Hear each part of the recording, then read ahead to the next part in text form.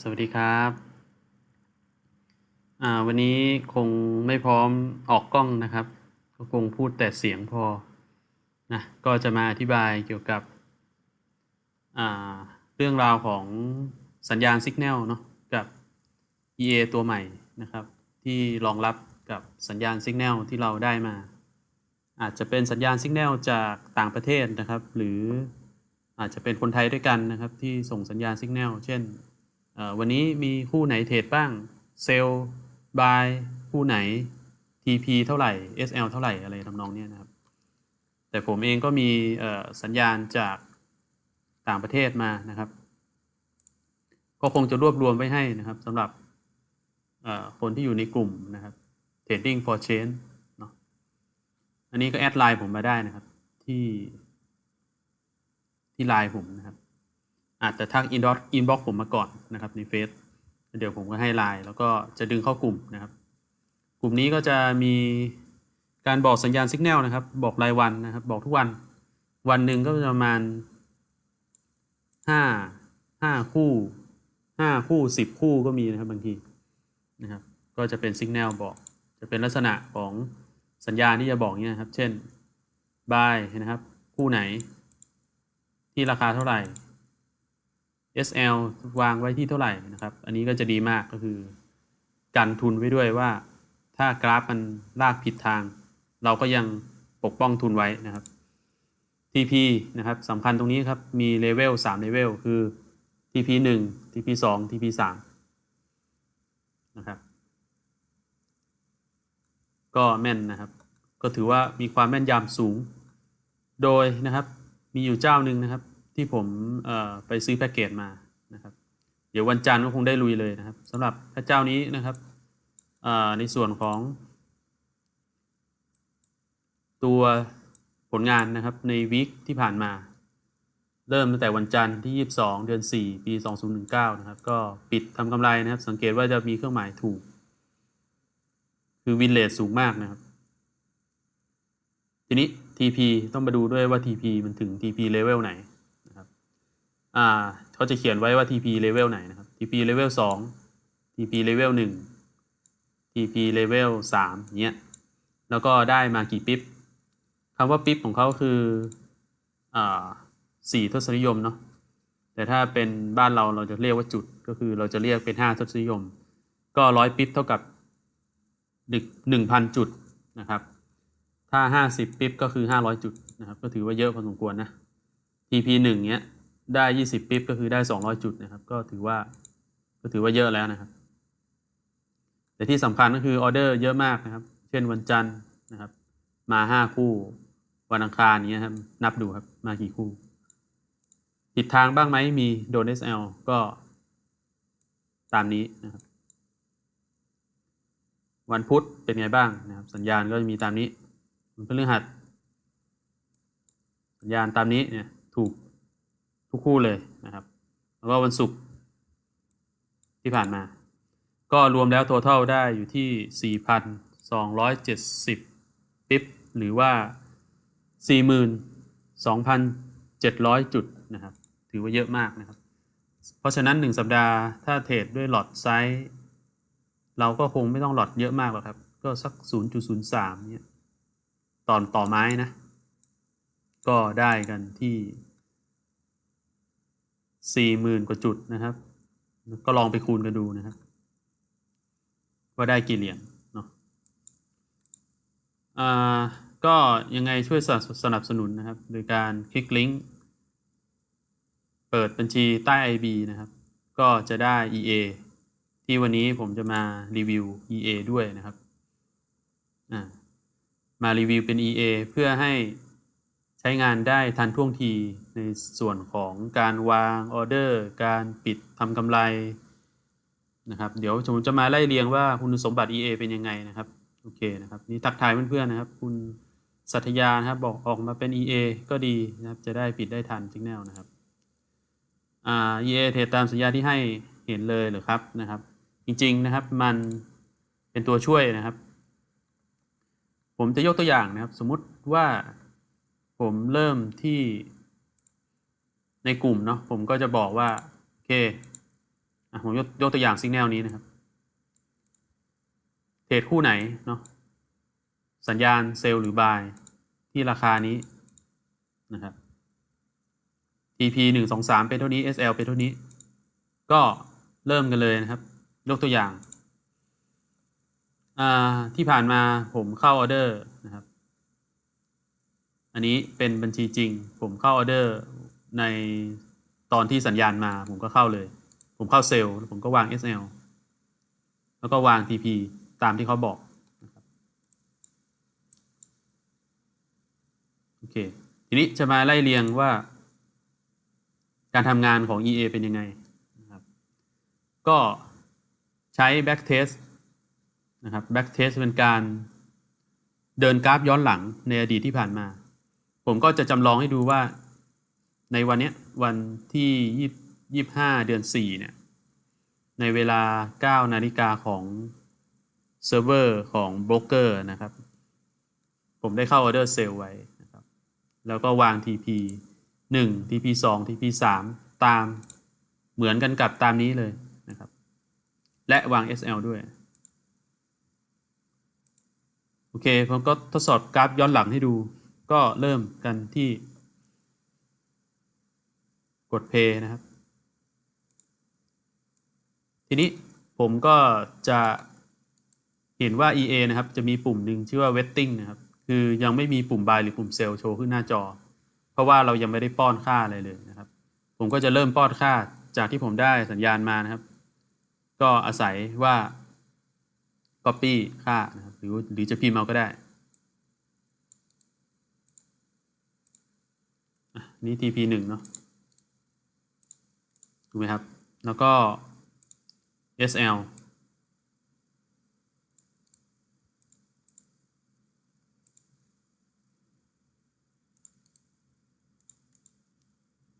อุ้ย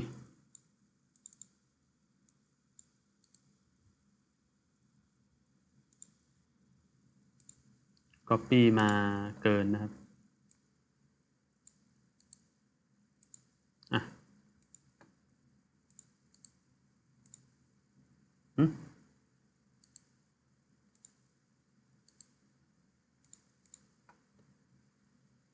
สมมุติ SL ผมใส่เป็นเลขคือผมจะพยายามไม่พิมพ์คีย์บอร์ดนะครับเพราะถ้าผมพิมพ์คีย์บอร์ดปั๊บไอตัวสัญญาณที่ผมพูดนะครับมันจะมีเสียงรบกวนนะครับผมก็เลยไม่พิมพ์คีย์บอร์ดผมก็เลยใช้วิธีสงสัยต้องพิมพ์แล้วแหละ1.845นะครับก็พิมพ์เอานะครับภาษาไทยอย่างนี้เนาะคือถ้าSL นะครับมันอะไรครับมันมากกว่า TP 1เห็นไหมครับมันก็จะมีปุ่มจาก waiting มันจะกลายเป็น sell now แต่มันยังไม่ได้เซลล์นะครับจนกว่าเราจะกดปุ่ม sell now นะครับทุกคนก็สามารถเอาเมาส์ไปคลิกที่ปุ่ม sell now ได้เลยในกรณีที่ใครใช้เซิร์ฟเวอร์ VPS ที่ไปเช่ามาก็ใช้ RDP ล็อกอินเข้าไปแล้วก็กดนะครับกดที่ช่องและพิมพ์หรือนะครับจะกดออเดอร์มือก่อนก็ได้นะครับคือผมบอกไลน์มาปั๊บเซลไปเลยนะครับแล้วมาพิมพ์ตรงนี้ตามทีหลังก็ได้ก็ได้2 ทางอาจจะกดออเดอร์ผ่านทางมือถือถูกไหมครับเพราะมือถือบางทีมันเข้าไวกว่าพวกแอป MT4 ครับกดเซลไปเลยแล้วก็ใช้แอป RDP ล็อกอินเข้ามาในเซิร์ฟเวอร์ของตัวเองแล้วก็ใส่ค่าลงไปในช่องนี้ทั้งหมดไล่เรียงทั้งหมด4ช่อง1 2 3 4นะครับผมก็ใส่ค่า TP 2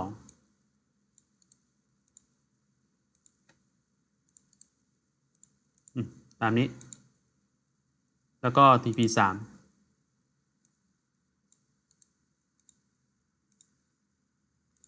จะเห็นสีนะครับสีของมันนะครับจะมีสี ต่างกันไป TP 1จะเป็นสีชมพู TP 2เป็นสีเขียวสังเกตสีตรงลาเบลตรงนี้นะครับ TP 3จะเป็นสีฟ้าหมายความว่าถ้าออเดอร์นะครับมันผ่านที่เส้นสีชมพูก็คือชน TP 1มันจะปิดเทรดบางส่วนนะครับชื่อ EA ตัวนี้คือชื่อว่า partial close นะครับมันเป็นลักษณะของการปิดออเดอร์ส่วนหนึ่งแล้วเหลือไว้อีกส่วนหนึ่งไว้เทรดต่อหมายความว่านะครับตอนนี้หลอตที่เปิดโทษผมต้องกดเซลล์ now ก่อนเนาะเราต้องกดปุ่มเซลล์ now นะครับเพื่อคอนเฟิร์มนะครับในการเข้าออเดอร์นะครับผมกดเซลล์แล้วตอนนี้ผมมีเซลล์ไม้หนึ่งก็คือไม้ 0.03 นะครับแล้วถ้าราคาผ่านที่เส้นสีชมพูสังเกตผมกดเซลล์ตรงนี้นะครับแต่ถ้าเราวัดเซลล์นะครับลงมานะครับผ่านเส้นสีชมพูปั๊บมันก็จะปิดเทรดนะครับที่เซลล์นี้และเมื่อกี้นะครับมันจะวางตัวเขาเรียกว่าตัวอะไรล็อกโปรฟิตไว้ให้ด้วยนะครับแต่พอดีราคาขึ้นไปชนล็อกโปรฟิตผมจะสาธิตอีกรอบนึง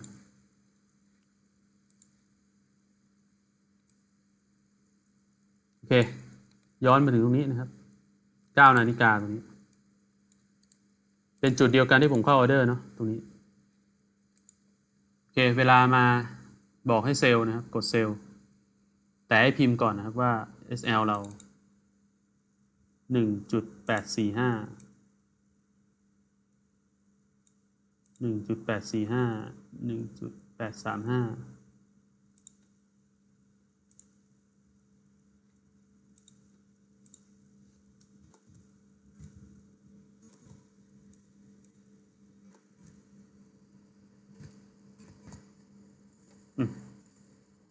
พิมพ์เสร็จมันจะมีเส้นถูกไหมครับ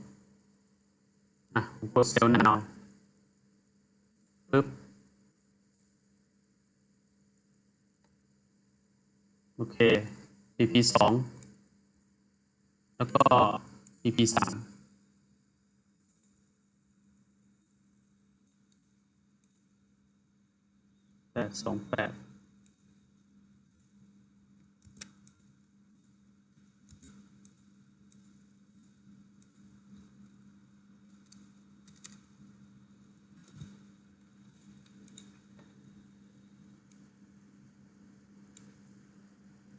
สังเกตตอนนี้นะครับจะเป็นเส้น TP นะครับ3 เลเวลทันทีโดยระบบจะจำ TP ไว้ให้เมื่อเวลาผ่านไปนะครับกราฟจนเส้น TP 1หรือว่าเส้นสีชมพูนั่นเองนะครับเขาจะปิดเทรดส่วนหนึ่งนะครับเขาเรียกว่า partial close คือจากหลอต 0.03 จะถูกปิดไป 0.01 นะครับแล้วเหลือไว้อีก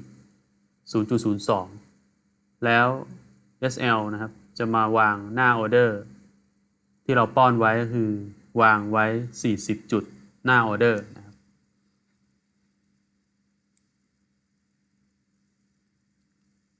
ราคาก็ได้นะครับผ่านแนว TP 2นะครับคือเส้นสีเขียวก็จะปิดเทรดอีก 0.01 นะครับปิดแบบ partial นะครับก็จะเลยเหลือ 0.01 หลอตทิ้งเอาไว้เพื่อรัน profit ต่อนะครับว่าจะไปถึง TP 3หรือไม่หรือย้อนไปชน SL ที่เราล็อกไว้นี่คือการ Money Management อย่างหนึ่งนะครับในส่วนของ Signal ที่เรามักจะเห็นกันว่าทำไมเขาถึงให้มา3 เลเวล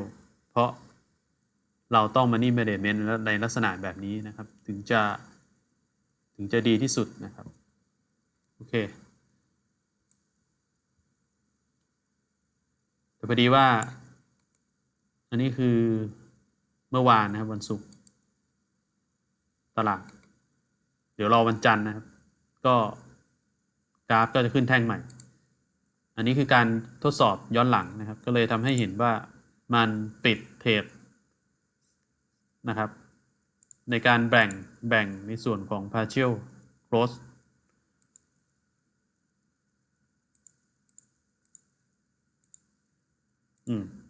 นี่คือการทำงานของภาพรวมของ EA โดยที่ค่าต่างๆที่ป้อนก็เลือกสีได้นะครับว่าจะชอบสีอะไร และป้อนหลอดไซส์ที่เราต้องการ หรือเราก็มาป้อนตรงช่องตรงนี้ก็ได้นะครับเราป้อนแบบเรียลไทม์ได้เลยนะครับว่าเราจะเอาหลอดเท่าไหร่ผมแนะนำว่าให้เป็นหลอดที่เอา3หารลงตัวนะครับไม่ว่าจะเป็น 0.03 0.06 0.09 0.3 0.6 นะครับดีกว่าคือมันจะหารลงตัวเลยแล้วก็ล็อก Profit ก็ใส่ไว้40จุด Magic Number ก็ใส่0ไว้นะครับเพราะว่าบางครั้งเราก็มีเทรดมือด้วยก็คือเราเทรดมืออย่างที่ผมบอกคือเทรดมือไปก่อนแล้วค่อยมาป้อนค่าทีหลังก็ได้นะครับ EA ก็จะทำงานตามลักษณะแบบนี้อันนี้ถ้าไม่ทันก็เดี๋ยวผมอัดวิดีโอไว้ก็ไปดูย้อนหลังเอานะครับสัญญาณเสียงอาจจะติดๆขัดๆเนื่องจากผมพิมพ์คีย์บอร์ดก็ขออภัยด้วยนะครับโอเคอันนี้ก็ถ้าไม่เข้าใจตรงไหนเดี๋ยวมีโอกาสครั้งหน้าอาจจะอัดวิดีโอใหม่นะครับแล้วก็ทำคู่มือไว้ให้นะครับเดี๋ยวผมก็คงจะเอาวิดีโอนี้ขึ้น YouTube นะครับแล้วก็ให้เพื่อนๆได้ดูย้อนหลังกันนะครับโอเคทักทายตอนสุดท้ายนะครับก็เป็น EA แล้วแบบนี้สะดวกนะครับใช่ครับก็จะดีขึ้นนะครับในกรณีที่เราได้สัญญาณที่ Signal มานะครับไม่ว่าจะเป็นจากแหล่งไหนก็ตามนะครับซึ่งทุกคนก็จะเห็นอยู่บ่อยๆว่าเป็นสัญญาณเทรดนะครับสัญญาณเทรดที่มี Signal บอก Sell Buy บอก TP 1 2 3อะไรทำนองเนี้ยแล้วก็ที่สำคัญนะครับก็คือถ้าเราตามคนเก่งนะครับตามสัญญาณที่เราไปซื้อมาหรือตามคนที่เขาเก่งๆอะไรเงี้ยเราก็จะสำเร็จในตลาดได้อย่างไม่ยากนะครับก็ฝากทิ้งทวนไว้ว่าถ้ามีให้เลือก3อย่างนะครับคุณจะเลือกอะไรนะครับผมมีให้เลือก3อย่างผมมีเงินนะครับผมมีความรู้แล้วผมก็มีความภูมิใจนะครับเงินความรู้ความภูมิใจคุณจะเลือกอะไร น่าจะไม่ยากนะครับหลายคนน่าจะเลือกเงินก่อนมันหมายถึงว่าสิ่งที่ทำตอนนี้คือเราได้สัญญาณจากคนอื่นมานะครับเราไม่มีความรู้อะไรเลยนะครับเราทำตามเขาอย่างเดียวแต่เราได้เงินถูกไหมครับส่วนความรู้กับความภูมิใจก็ไปหาเอาเองนะครับความรู้ก็จะมีแหล่งต่างๆไม่ว่าจะเป็นแหล่งในตามอินเทอร์เน็ตหรือเราจะไปเรียนคอร์สไหนก็แล้วแต่นะครับเราก็จะได้ความรู้มาเทรดเองนะครับและเราก็จะได้ความภูมิใจก็คือเทรดทำกำไรได้เองด้วยตัวเราเองนะครับ2อย่างหลังฝากให้ไปทำเองนะครับส่วนอย่างแรกคือทำเงินอันนี้มาทางนี้ได้เลยนะครับก็แอดไลน์มานะครับที่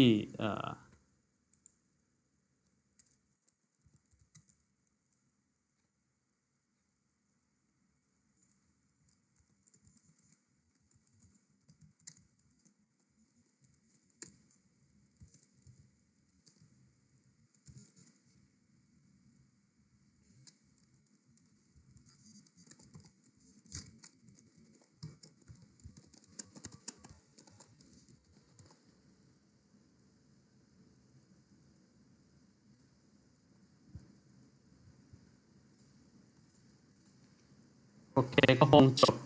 การไลฟ์เท่านี้นะครับติดคำถามอะไรก็เดี๋ยวมาถามกันในไลน์นั่นนะครับโอเคสวัสดีครับ